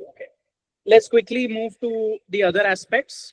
As I told you, Shreya Singhal judgment is extremely important for us to 2015 judgment. However, unfortunately, the 2021 IT rules is something which contradicts it directly. And here it becomes a huge dilemma for the Supreme Court and the High Court judges, who are the constitutional courts, to interpret the IT rules of 2021 with the landmark judgment of Shreya Singhal. So they cannot say that we do not follow these IT rules, or we will only, ensure Shreya Singhal continues, and they cannot go the other way around as well. So it's extremely difficult. As I told you, the test of proportionality they have to utilize, and many a times, as you know, it becomes very difficult for them to do so. Responsibility of free speech, as I told you, when you get a platform, you have this opportunity to voice an opinion which you might not have had before. When you know you have a platform, you know you can say whatever comes to your mind. Many a time, for good or for worse, those thoughts are actually not supposed to even come to your head, but they come to your head and then you actually post it. And when you post it and then it gets viral, then the damage has already been done. So this level of freeness of your thoughts to your words to the virality is something which needs to be balanced, because it was never the case before. If you had to make a speech, even like for example this session, if I had to do this maybe 15-20 years back, I had to book a hall, or let's say legal specs team had to book a hall and everyone had to come, and then everyone has to follow some dress code, and then I have to speak, and there has to be some breakfast also provided. It would be a very cumbersome event, especially on a Sunday afternoon. So this is something where the freeness in the speech creates that much more responsibility, because much more people can come on the platform for disseminating information like me, and also consuming that information on the other side. Let's kind of conclude this session. I will just conclude it in a few aspects. As you know, even in the topic of this session, 19.2 is something probably many of you, I would not say most of you, many of you might just know something about. To be very honest, I never feel embarrassed to say this to my students when I teach in class. I had just an idea that public morality, health, and some other aspect, like 3 points, public decency. Yes, these 3 points I clearly remember under 19.2. But I was not aware much about the other, you can say, 5 aspects. As I showed you, there are 8 distinct points or reasonable restrictions under 19.2, which even a law student does not study much, sadly to say. So this is something which we need to focus on. Once we actually know our limits, then you can play around those limits, which is the job of any lawyer. So that is as a lawyer or a law student, and also as a civil society member. When you know until what level you can go, you can actually go to that level and come back without being having any issue. So 19.1a cannot be seen in a vacuum. Okay, I have the freedom of speech and expression. Now let me say anything. Now let me do anything. You need to also focus on 19.2 before any case is filed against you or your client. As I told you, freedom of speech is one such freedom among other freedoms, which is absolutely not absolute. To put it in that way, it is something which is far from absolute, and it is extremely restricted from the founding day of our constitution. So this is also something which a lot of people don't know. A lot of people, you can say, those who are anti-establishment, or those who might have certain communist inclinations in their mind, they might want to say extremely provocative statements, extremely controversial statements, which is totally fine in your private space, in your house, or in your circle of friends. But it's extremely important that that does not get disseminated through such platforms. As I told you, new frameworks need to be made, because governments, as I told you, if you understand, these rules have been made unilaterally by the government in 2021. It has not been made through the act, right? Even under, if you see, you can say Digital Protection Data Privacy Act, and other such acts, these have been made in a light which protects the government's interests. It protects the interests of those who want this free speech to be curtailed, which, as I told you, is okay, but at what level? So one needs to know what one has in terms of 19.1a before 19.2 takes it away. As I told you, you have the right to remain silent. That is your best right, to be very honest, because it's extremely difficult or next to impossible to get offended by someone who is not saying anything to you. Again, that is not the case anyways, because you would know, as I told you, gestures, certain body language, certain actions, certain you can say hand gestures like these have also resulted in cases which have been invoked under 19.2, which have been said to be violator of any other right. So right to remain silent is something covered under Article 20, subclause 3, right against self-incrimination. I would suggest, if you are in doubt of saying anything, like if you noticed in this presentation itself, uh, I was thinking of covering certain other points as well, but I decided not to use those particular persons and the slides of them on screen, because, as I understand, this is not a classroom presentation only between 60 to 120 students. This is something which would even go to YouTube. So, how anyone would even, think about what I said once it's uploaded to YouTube, I cannot predict. So, again, not fully utilizing the right to remain silent. I would utilize some of it, but at the same time, I would mention in the case of Ranveer Alabadia, wherever he had made a certain joke, there were a lot of people in India, especially in a very specific country like India, wherein a lot of people have a very high reverence uh, because of their upbringing and culture towards parents. So they felt extremely offended. They had sleepless nights, and a lot of people might think that the joke was harmless and a lot of other aspects, but definitely there was some inclination over the provocative aspect of that particular comment in that show. Also, Kunal Kamra, if you talk about his recent special, in which there were certain comments made over certain particular political party and person, those, if you notice, again, these are my very personal opinions. So, as I told you, it cannot be used against me. These opinions were felt that they have been targeted towards these persons, and these were relating to some aspects which were already completed in 2022. So this was something wherein a criminal intention, or you can say something wherein that person might be anti-establishment, that person might be getting money by the opposition parties. That angle was there, and that is wherein the consequences followed. But then you are aware that the person had to leave the town. He's now in some other place. The studio where it was recorded was had some other consequences. So those aspects need to be covered, because the speech seems to be harmless. A lot of people liked it, a lot of people enjoyed it, but then the consequences need to be seen from that light as well. So this is also another aspect which I wanted to say.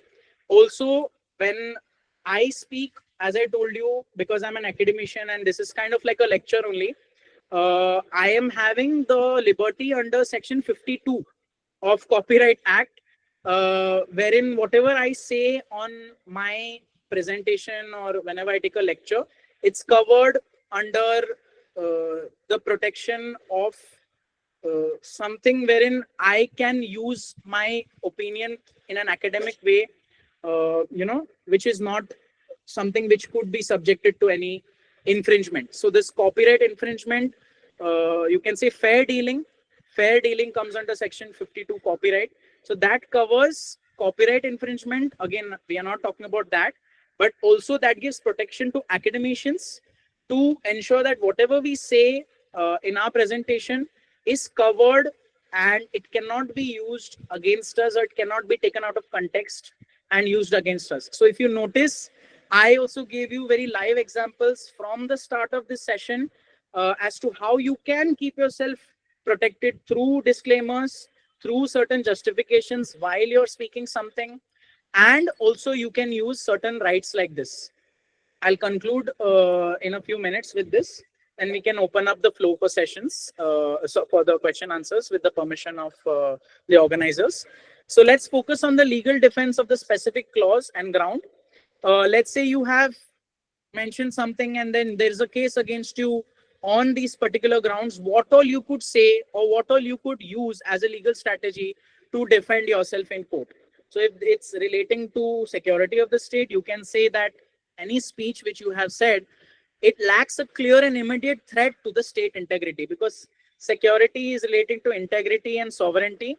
And if any speech is affecting that, let's say it's like an anti-national speech which has been mentioned in an FIR, or and there's a case against you, then you can clearly focus on the Kedarnath Singh test, which we had discussed in section 124A slide. That in that test, it simply means if your speech has no clear and immediate threat to state integrity, then it cannot be seen as violating the security of the state in terms of reasonable restriction of 19(1)(a). So this is one thing wherein the onus shifts. Whenever you claim this, the onus shifts, the burden of proof which was on you once the case is substantially taken on record, that shifts back to the prosecution as to prove that whatever you said had a clear and immediate threat to state integrity. So the courts already know this. Again, these issues can be clearly defended against or defended towards in the constitutional courts. So High Court and Supreme Court, you can use all these defenses very well. B, I would not go into much, but then you can say that your focus is criticism, not incitement or hate. Your criminal intention is not there. As I told you, a lot of these cases are criminal cases. The police will initiate them against you. A lot of these will not be civil in nature. So it's very important to mention that your criticism was a very valid criticism and you had no ill will against any aspect. Like, for example, relations with foreign states, or you're saying something about any other state. Doesn't affect diplomatic relations. Public order, as I told you, it's very important for us to understand this is the most controversial reasonable restriction under 19(2), and mostly it would be invoked by the police authorities. Here you have to clearly focus on the Ramesh Thapar and Shreya Singhal proximity test, where it has been clearly established so many times by the Honorable Supreme Court that if your speech does not have a direct nexus with the disorder caused by the public disorder, then definitely you cannot be pinpointed as to being responsible for that. So what you say, when it gets viral or when it gets shared to, let's say, those who get affected by it, if that is directly causing that public disorder, then definitely you would be having the consequences over it. If it does not directly invoke it, then you can protect yourself in this light. Decency and morality, as I told you, different times have different standards for decency and morality. We are not having the Victorian standards, wherein most of the laws were made in the Victorian era, in the 1800s. We are having different and progressive or evolving standards of morality. So if there's something wherein a person feels that you have said or you have expressed yourself in an indecent or immoral manner, you can kind of associate your acts to that which are kind of normalized in society. The normalization is the focus in terms of the decency or morality ground. Last few, contempt of court, as I told you, focus must be on fair criticism, bona fide criticism, not a malified one, and it must be made in public interest. It cannot be intended to scandalize the judiciary or target a specific judge. Right? As I told you, these are not exactly related to our session, but I'm mentioning it because I don't want to give you half information. Defamation, very important for us. As I told you, exception 1 of 499 focuses on assertion of truth. If you say the truth, if you have enough and ample evidence of whatever you're saying, it does not amount to defamation. It does not amount to anything which affects the credibility of the person because you're having the proof for it. Also, that has to be associated with public interest. It must not be said vaguely, which might compromise the entire status of the personality of that particular person. This must be in good faith, right? As I told you in 499. Incitement to an offense, as I told you, this is also an extremely important aspect. The police authorities will use this one, incitement to an offense and public order in their FIRs. I'm not saying against us, but we need to be very important because they're learning this from a practical standpoint, keeping the theory in focus. Mere advocacy is not incitement. Advocacy does not mean the aspect which we see in the courts. That is, of course, the major one. But advocacy is advocating something. You're trying to kind of, supporting that and trying to justify it. That kind of advocacy cannot be directly be relating to incitement unless you focus on the imminent lawless action consequence. So the consequence needs to be in focus rather than the advocacy. Incitement needs to be in focus rather than what has been said. So that is another test. As I told you, last one, sovereignty and integrity, again related to the first point of security of the state. defend with non-violent dissent, as I told you. If it's non-violent and it's dissent and you're dissenting a specific particular part of any political person's speech, if you're claiming the speech was meant to reform and not to rebel, then definitely you're protected under 19(1)(a). Recently, I think a few days back, I read about a person who was arrested. I don't know exactly from where, but she was arrested because she put a laughing emoji reaction on WhatsApp or a particular group, and she had made some comments against particular persons. So again, this is something wherein it blurs the lines between what is basically dissent and what is a rebellious acts. Again, this depends from case to case. So I'll be winding up my lecture now. Thank you so much for providing your valuable time on a Sunday afternoon. I know how important this time is for most of you, and kindly follow my official Instagram page, Only Legal Stuff. I post a lot of relevant content like this in a very concise manner, and looking forward to your question and answer right now. Yes, thank you so much, sir, for such a deeply informative and thought-provoking session. We'll now move on to the question and answer segment. So there are a few questions which I would be reading out. If you could answer them, they're all placed on the chat box.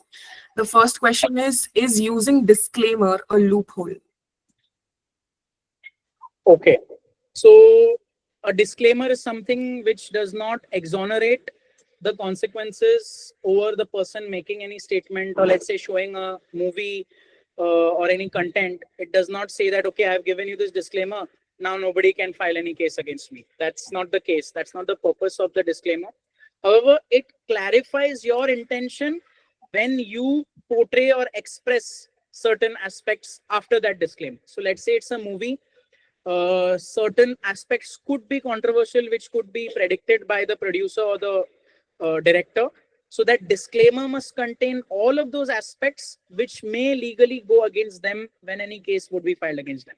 Again, the case will sustain based on the grounds of the claimant, but then the defense could be one associated with the disclaimer points, wherein it could be mentioned that so and so points were already mentioned and clarified, and we did not have the intention to hurt your feelings, or we did not have the intention which you're trying to claim against us here. So I would not say it's a loophole, but it is a very important legal defense which you should have before you start, let's say, voicing any of your opinion, or especially like, for example, this session when I am voicing it. The purpose was not only to show you the disclaimer, it was also to protect my interests, especially when this would be uploaded to YouTube. So this is one thing which is like a legal strategy, I would say. Okay, sir. So the next question is, what role does freedom of speech play during elections, especially with regards to fake news and propaganda? Okay. So fake news and propaganda regarding elections. So the importance, you mean? Okay. So basically, again, as you know, certain political parties are having, you can say, IT cells, which is totally normal and it is legal. So a lot of information disseminated creates fake news, and more tools are being used to blur the lines between what is fake and what is genuine. So if you are having an inclination of, let's say, you have a bad experience with one particular person of one community, so when you read something which is similar to that particular experience, you try to believe the entire story, whatever follows. And this is extremely psychological and sociological, and it's done in a very primal level, wherein hatred is spread on a very, I would say, global platform, particularly during propaganda creating tools, wherein a mindset is being polarized. Because as you know, it is always the voter. Most of the voters are not already deciding that, okay, I will vote for this and not this. Majority of the voters are ones who are still unsure until they enter the voting booth. So in their mind, to polarize them, that either you come this side or you come that side. It's better for the parties who would want the voting in their favor. So this is something wherein fake news propaganda is used as a tool, to kind of mask the negative aspects, or you can say wherein the freedom of speech has been misused, because there is actually no mechanism legally to stop these. So definitely it is very important to note how we can protect ourselves on an individual level. That is the least we can do.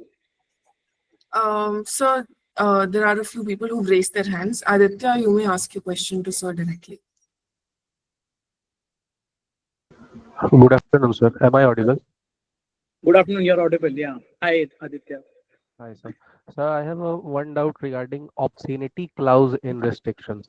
Sir, there are several tests in under 19 sub clause 2 in which there is a test called Hicklin test regarding Hecklin. freedom of speech. Sir, Right. and can you express that clause? What specifically Hicklin test mention, and what does Indian judiciary interpreted regarding that test? So the Hicklin test is being used globally. It is not specifically relating to the Indian aspect. It is an English test, and it is a standard of obscenity which is seen from a light which could cause, you can say, invoking of unrest at a larger level.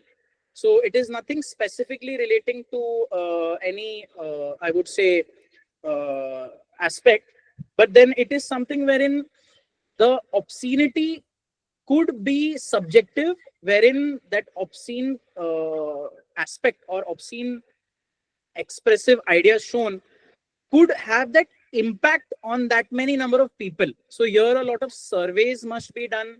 The courts would be asking a lot of aspects wherein different age groups would be asked what they feel about the content, how it would affect the morality of society, how young impressionable minds would react to it. So a lot of different aspects would be seen under the Hicklin test. It is one of the reasonable restrictions under decency and morality. Yes. So it has been used again, as I would say, it's used subjectively. And as I told you, the focus would be public order, wherein if the public order is affected, then definitely that could be said as being obscene in content as per the Hicklin test. So sir, the Indian judiciary practices this, or it has been violated right now after the Avik Sarkar judgment, which came recently or in last decade. In Avik Sarkar judgment, the I'm already did not know about that thing. That's why I asked you. उसके बाद क्या करा उन्होंने? Judiciary interpret कर रही है हेकलिन test को, या उन्होंने उसे हटा करके रीजनेबल टेस्ट जो है, रीजनेबल क्लासिफिकेशन या सिर्फ रीजनेबिलिटी का टेस्ट है, उसी को लेकर के चल रही है Indian judiciary? So see, we cannot give any standard, you can, this is not something which can be standardized. Like for example, Hicklin test also was not standardized. It is something which the court used as a tool to, let's say, understand how much of depravity or how much of a corruptedness it is causing in the society, if I would want to use that more colloquial term.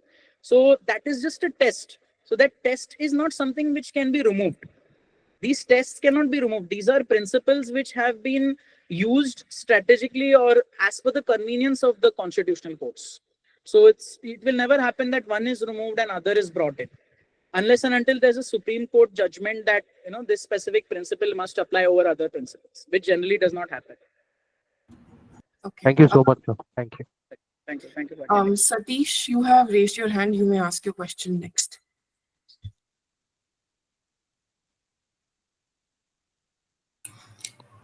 Hello, ma'am. Am I audible? Could you please confirm this? Yes, Satish, please do. Sir, as you rightly said, that a new dimensions is opening in the concept of freedom of speech. Like we have to deal with not just the natural person, but also with the legal person. Like bot and AI, they are coming into the play. And first of all, thank you for the enlightening session, how you explain everything in very detail. So Thank I you. have one regarding that only. Like we see the first job, first intellectual job, as per my understanding, which have been automated Mm. after the level of algorithm and AI is not Yes. the some what we consider, but in my it's the work of editors. Yeah. Like editors decide which news or which particular fact will be posted on the very first page of the Right. newspaper, and it say a lot about the intention and which kind of narrative you want to set, because we care a lot about the what is written on the first page. In the Okay. same way, on the same line, whenever we open some social media website, for example, uh, on YouTube, Facebook, any social media website, so which fact or which clip, which news will come first? The moment we open the website, it is decided by the algorithm, not by Yeah. the editor. So we can say that it has been automated. It so the first job which have been intellectual work which have been automated, it's the editor work. So in that Okay. case, how we can ensure the accountability, responsibility? Like in case of editor, we can say this or that editor has done this. But in case of algorithm, it's difficult because the responsibility of fiduciary has not been defined very strictly, as in the case of Hmm. GDPR, General Data Protection Act of Europe. So in Indian context, we particularly see this. These are the loopholes. There are many aspects as well, but I would request you to particularly throw light on this. How you see this, how we can navigate. And one more question I have regarding the cinema and movie. You can check this at the chat box, or I can brief if time allows. Thank you. Let's go one by one. I think Vanshika. Okay, no problem. Get that moderated one by one. Let's deal with this. So very relevant question. I like all of your questions are very relevant, and I expected that to happen. So I would say that what is seen on your feed, it's called feed basically. So it is basically maximizing engagement. The whole purpose of social media, whether it is YouTube, whether it is Instagram, Facebook, is to ensure that you are on the platform for maximum number of hours. And as you might already know, these are not competing with each other. These platforms are competing with your sleep, because that is the only time which can be compromised apart from most of your busy schedules. And that is something which you might have also observed, and mostly it would be in the night. And this is also the time when most content creators are releasing their work, maybe around early night or something like that, because in the early morning it's very rare to see anyone utilizing the social media. So when the person is coming back, this is also very psychologically done. Your engagement, which could be maximized. Let's say now you are, it's all algorithm. You are, liking, or you are, on scrolling onto certain pages, or you're entering certain pages which you are not following, or you're kind of, having that slow scroll over certain parts. Algorithm captures as if you like it. So the more time you give on something, it will show you that part. So it is like a, you can say, an echo chamber. You are stuck with the content which you like, and then you get more content similar to the content which you already like. So you will never come out of that. So you're like a frog in a pond most of the times. So it actually works with a lot of people. It does not work with a lot of people. That also they keep testing, and they train the AI, they train the algorithm, because now everything is done from the algorithm itself.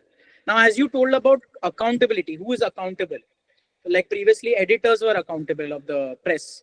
So the accountability, let's say there's some content which is extremely, obscene, or let's say there is some content which is extremely violative of certain rights. Someone is shown as a reason.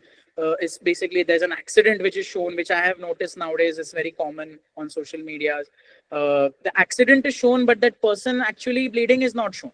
Now, these contents are controversial because they will traumatize you. Let's say you see it in the morning. You will be affected by it in your mind, because we are ultimately sensitive. And when we see someone falling, or when we see certain accident clip just before that person dying, apart from that part, we know that that is something we should not have seen. But then it appears on our feed. So now this kind of content is in the gray area. Even obscene content, as you might know, in terms of nowadays it's too common. Sexual content, Instagram has a mechanism where only specific body part, if that is seen, then it is seen to be explicit. If any other body part around it is you can say observed, which is also explicit, that is seen to be not explicit. So again, how extreme the content platforms are allowing the content to go so that the virality and the engagement aspects are maintained. As I told you, this is coming under the content moderation of the platforms itself, but because these are opaque and government does not know how they are doing it, the government is saying now you are responsible because you are not having a we are not having a transparency as to how you do it. So the government has these IT rules, intermediary rules, to you can say gunpoint on these intermediaries, and the intermediaries are moving into the gray area where it shows you the viral content and it keeps engaging you so that you're always on the platform because the shock value keeps increasing, but it is never going on to the darker side. So here again, it's a very gray area to understand. You can ask your second question if you're fine with this. Thank you, sir. Second question is very small. Sir, nowadays, not nowadays, it have been the classical case, but the frequency have increased now. Like Cinematography Act is used, and particularly by the censor board, to censor the movies having socio-economic angles, deprivation angle, or exploitation angle. Not just the movie writers. So, in case of press, generally, the general is that we don't have pre-censorship concept. But in case of cinema, due to the larger visual impact on the masses, we have pre-censorship concept. But nowadays we are seeing this more and more educational movies or movies having socio-economic justice angle. These are getting censored by the censor board, as we see with the scene with the Fule movie or in the Sitare Hmm. Zameen Pe, where Yeah. armed twisted to put some quote of a particular leader. So this kind of how we can navigate this kind of challenging situations. So that is a very good question because previously, again, this is a change from, as we saw, press to social media. The change has been observed from traditional theaters to OTT platforms. So this is something which is observed particularly after the lockdown. So basically, the OTT platforms were showing certain content which were obviously like there was a creative liberty angle towards it, but then it was felt that it requires moderation towards it. Now, your question is not this. Your question is the other side. You're saying that how much moderation is appropriate, whether there should be minimal moderation or there must be no moderation or there must be more moderation. Now, again, we are not the one who can decide. Fortunately or unfortunately, the censor board decides that. Again, you're having OTT regulation rules are also there. A lot of these aspects are under IT Act only. So, as you might have noticed, certain sorry, not certain movie comes from abroad, let's say Hollywood, and you're watching, let's say, 2.5 hour movie, but the movie is basically getting over in 1 or 1.5 hour. So the rest of the things are all the cuts. So then you wonder that, okay, I paid money and now I cannot even watch the movie.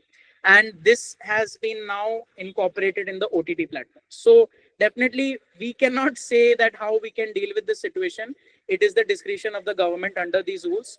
Uh, as a person without any, you can say, locus standi, we can't do much about it. As a viewer, we can't do much about it. But let's say you're the filmmaker or you're the producer who has invested so much and then your movie did not get cleared, or your OTT movie which was approved by the OTT, now it is now getting a notice from the censor board, department of sorry Ministry of Culture, that is obscene content, so kindly take it down. So here again you can only take the recourse legally. You can only go to the constitutional courts, the high courts. That's the only recourse you can have. Thank you, sir. It was really a well explanation. And sir, I would like to remain in touch with you. Actually, I don't use Facebook or Instagram, so it's better if you share some LinkedIn ID or mail ID. I can be in touch with you with that. Uh, Because I don't use Facebook and Sir's, Insta. Satish Sir's information would be shared to you on WhatsApp. Once he confirms with me, I would share all of the relevant details with you, and then you can definitely, keep in touch. Thank you, definitely. ma'am. No, Thank you, sir. thank you so much. Thank you for attending. Vanshika, you may go ahead and ask your question. Am I audible, sir? Yes.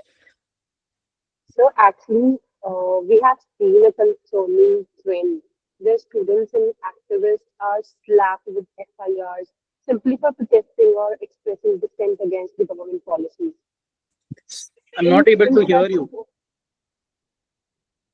just a second, sir. Am Vanshika, your voice is muffled. If you're wearing your earphones, just take them off. I audible now? Ma'am, am I audible now? Yes, you're better. Yeah. So we have seen a concerning trend where students and activists are slapped with FIRs simply for protesting against the government policies. In such politically sensitive environment, what legal measures can university take to meaningfully protect their students' right to speak and ensure a peaceful expression? Like a peaceful expression is not criminalized. Okay. This is in context with specifically. Can you give me one example so that I can get an idea? Because it's a very open-ended question. Can you Uh, give me a specific so, example? so I didn't remember the name of the student, but in Okay. a recent case, a Yeah. girl was arrested just to say things against a specific government policy. Yeah. I think I talked about it in my presentation. Yes. Yeah. Uh, Sorry, sir, can you please repeat that again if I can get my answer to the specific question? Repeat what? Oh, okay, okay. Maybe you have missed that. So no issues. Basically, just a few days back, if I'm not wrong, the case is going on. If I'm not wrong, there was some issue which was extremely shocking because the student, if I'm not wrong, that student, it was a female. I'm sure about that. She had put a laughing emoji as a reaction to a message. So she had put a reaction to a message regarding the Operation Sindoor. So it was found that she was hounded upon by the police authorities, and it was found that she is disseminating certain information against the government, and a case was made against her. So again, this is a very political thing herein. Again, I'm not very aware about specific details of this person, but here what I would say is there is a mechanism of the state to ensure that if they feel that a person is kind of trying to incite certain hatred towards the government, they can definitely use it against them. Now I am no one to say it's right or wrong, government is wrong, this one is right, this one is wrong. I am no one to say, as I told you, these are not value judgments, these are factual facts which I am trying to give it to you. So in this case, let's say if unfortunately we have also come in that situation, let's say we have put some opinion and someone has screenshotted it, and then it has become viral, and tomorrow the cops are at our door. Only thing we can do is we can justify ourselves in the court. That's the only thing. As I told you, among the 8 grounds on 19.2, individually we have to understand what has been alleged against me. As you already know, if it's a criminal case, there has to be a proper burden of proof over the prosecution. They have to prove their case and make it make it substantial for it to be admissible in the first instance. So your role will have to depend on that. You have to work on your legal strategy as to how you can deal with it. Unfortunately, I don't know how long that case would run, but then definitely we could challenge it legally only. We have no other way because we cannot stop the government from doing it. We cannot stop the police from doing this. They are having the discretionary powers for the good or for the bad. That's again an opinion, but we can only protect our interests from our side. That too in the court. And assuming that you're a law student or a lawyer, we can have a we can do it ourselves, or we can help someone in need. That's the least we can do. So continuing the same, can you just summarize a basic brief between a line that we can draw between a hate speech and a political criticism? Like, is there any kind Okay. of test to evaluate that, or is there any kind of policy to say that what is the distinction, like a line where the court can draw a basic line between hate speech and political criticism? Criticism, now that is a very gray area, again very difficult for the courts to even understand whether it was bona fide criticism or a malified criticism. Unfortunately, when cases are being made against particular persons of civil society, their history is taken, their association with certain political persons are taken, proof is being made against them, case again is made against them, because the final boss of the police is the chief minister in every state. So it's under directly or indirectly their supervision. So definitely, maybe you're trying to ask me a question wherein how do you differentiate between hate speech and political criticism? So it's actually like it's extremely difficult to actually know this difference. Again, what we can do, let's say we are in this situation, because I can only speak for me and you at the most. What we can do is we can ensure that our speech was made with bona fide intention. You are a public spirited person. We are basically talking about, let's say we are into the legal profession. We want everyone to know that so and so activities is something which should not have been done, or you want to kind of flag certain statements made by certain minister or certain particular person in a political party. You can do that, but then, as I told you, when the case is being made, as I told you, the prosecution starts its work and all of those aspects are there. Then I mean, it could only end up, as you might have seen in the Kunal Kamra's incident. Many a time they just want an unconditional apology from the person, and many a times I have also particularly witnessed, once you give an unconditional apology with the points which they mention, and then you sign and then you say that you will never mention certain things like this, then they kind of drop the case against you. Now I'm not saying do this or this is right and all, but this is something wherein the prosecution kind of just leaves the case as it is. And this is something where, as you know, the proceedings are kind of the bigger punishment than the actual conviction. So fortunately or unfortunately, this is the issue. I would say that maybe we would have to be more careful, not in voicing our opinion. We have to be careful in front of whom we are voicing the opinion. Right now, let's say I and you are in a room and no one else is there. Then we can voice a lot of opinions which we would want to voice with each other. But let's say there is a dissemination of, like, for example, this session, which is going all across the country or on YouTube, which is global, then we might not be able to voice. So it's not a thought crime. Please understand that. This is one thing I would want to point out to all of the, participants. There is no thought crime. You can think whatever you want, at least till now, and you can freely speak it with those who are a closed circuit. So that is one thing. You will have a safe space, you have a private area, your privacy is maintained there. But fortunately or unfortunately, if someone from there screenshots that particular aspect, or says that you are saying these things, and then it's going to another direction. So this is the only thing I can kind of say in this issue. It's a very gray area, but good question from your side. Yeah, thank you. Thank you so much, sir. Thank you for Okay. attending. Thank you, Vanshika. Yogesh, you may ask your question now.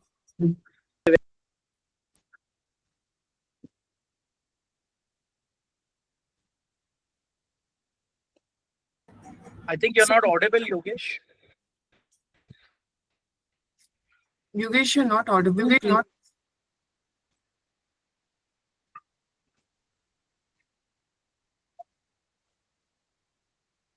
I think he has put the question on the chat. Big question. Okay, I'll just read it out for everyone's convenience. Uh, in an era of societal transparency and freedom of speech and expression, the right to be forgotten, okay, as exemplified by Article 17 of GDPR in Europe, yes, allows individuals to request the removal of online content about themselves, whether accurate or not, yes. How does this right, which enables the erasure or takedown of online content, impact or potentially suppress freedom of speech and expression? Okay, a very interesting question, I would say. It's on your chat screen for everyone to kind of view. So, as you know, GDPR is the gold standard for privacy regulations, but it is only applicable in Europe. You're having certain other aspects as well, but then the DPDP Act does not cover a lot of aspects in India. Here again, your question talks about individuals' request of online content about themselves. So this is like a right of autonomy.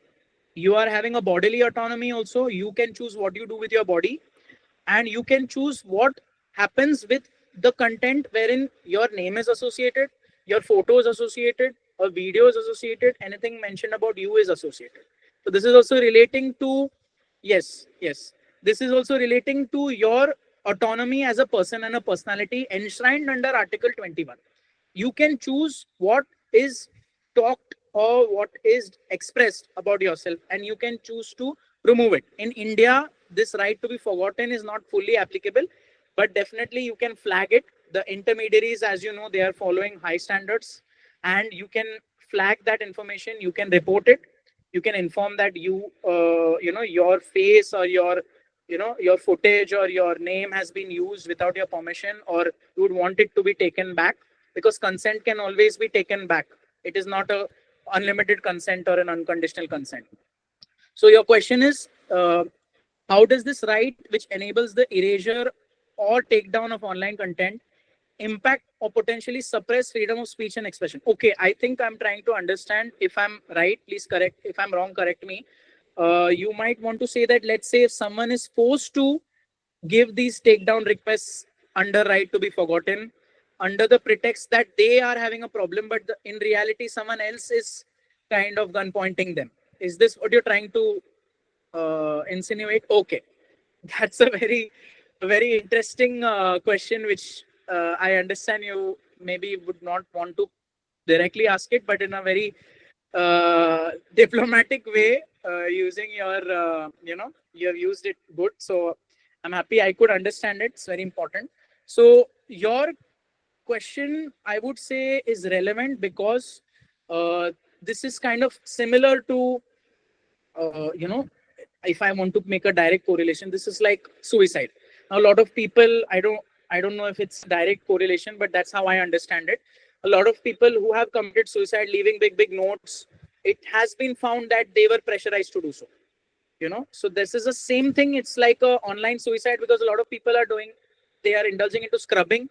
They might want to remove their own content, for the good or for the bad, but then definitely there could be certain information which they could be pressurized under. Again, this example works for Kunal Kamra's case also. Not too much here, because he's having a very strong legal team and he's investing a lot on his legal team, if you might know that, which a lot of other content creators would not probably want to do. Take the example of Samay Raina. Uh, Before anything proceeded forward, he himself deleted most of the full videos. I think now he has put certain clips, if I'm not wrong. But this was something which was not on record. It was not that, okay, you are supposed to take it down. The judge is saying, take it down. It's wrong. This, that. It's not like that. It is something done to themselves. Definitely a very valid point by Yogesh.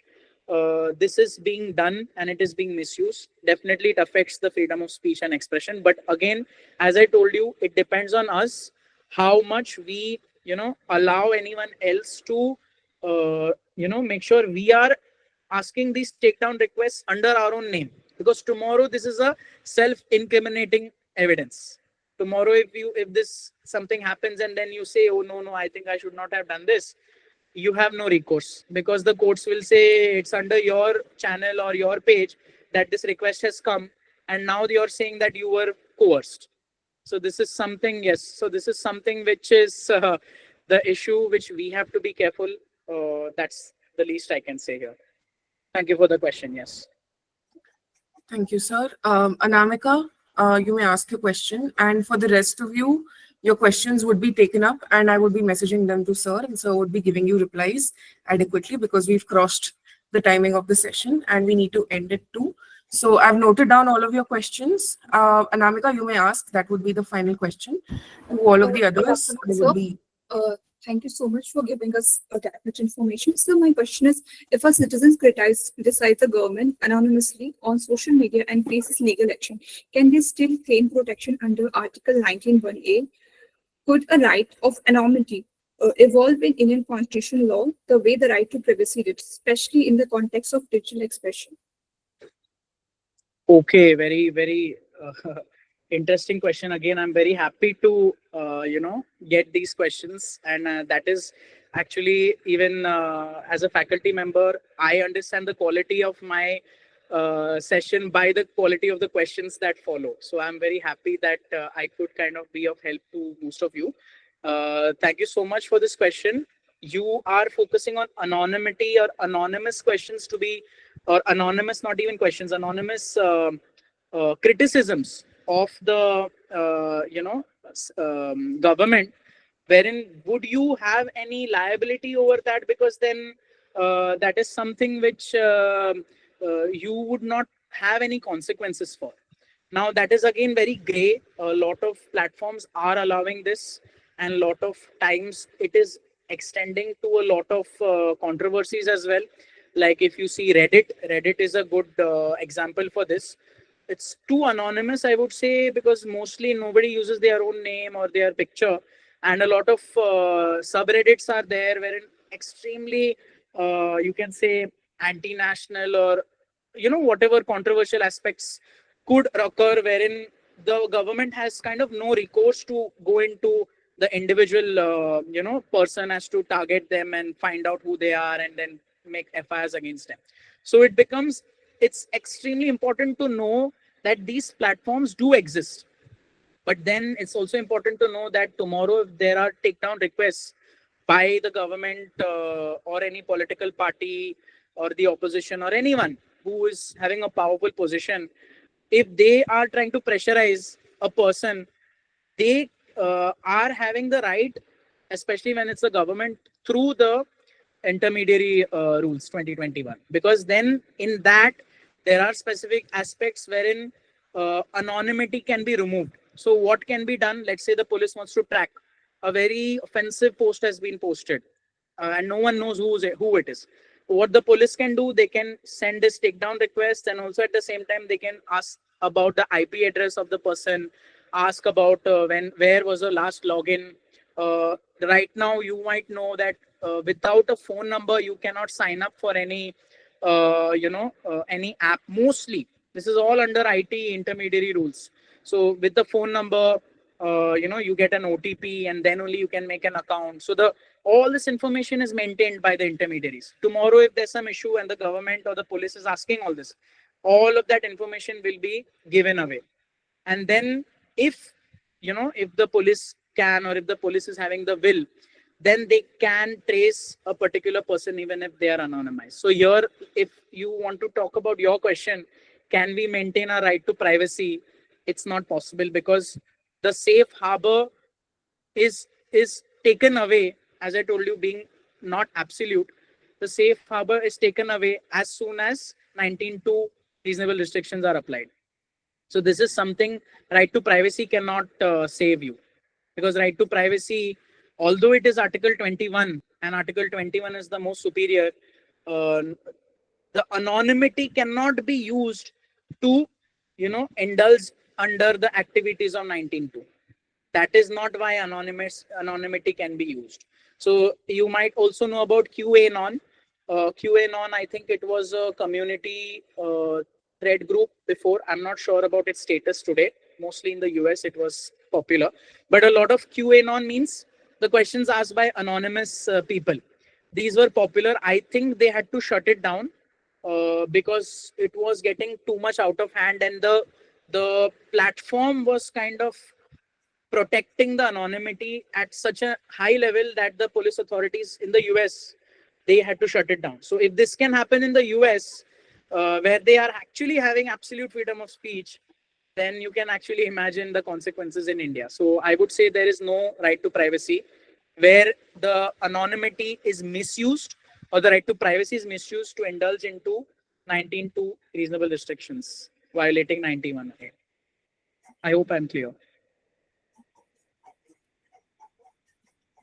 Thank you, sir. On behalf of everyone here, I would like to extend our heartfelt thanks to Assistant Professor Advocate Ranjeev Joseph for today's Thank insightful session. Sir, your ability to combine academic clarity with hands-on experience has helped us understand not just the letter of law, but also its practical pulse. To all our participants, we hope today's session gave you not only legal insights, but also inspiration to dive deeper into your own areas of interest in law.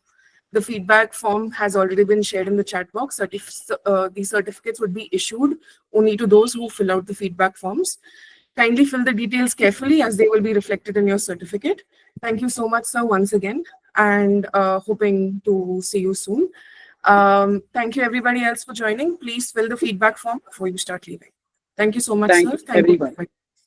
Thank you, everyone, for sparing your valuable Sunday afternoon for attending the session. And really, I'm happy to see such an interactive session, and I'm really satisfied with the same. Thank you so much, all of you, and I hope I could, give you some value today. Yeah, thank you so much. Let's connect on platforms or on WhatsApp or however the organizers would want it to. Yeah, thank you so much. Have a nice day. Thank you, Have a sir. nice day. Yes. Thank you. Thank you, everyone. Have a good day.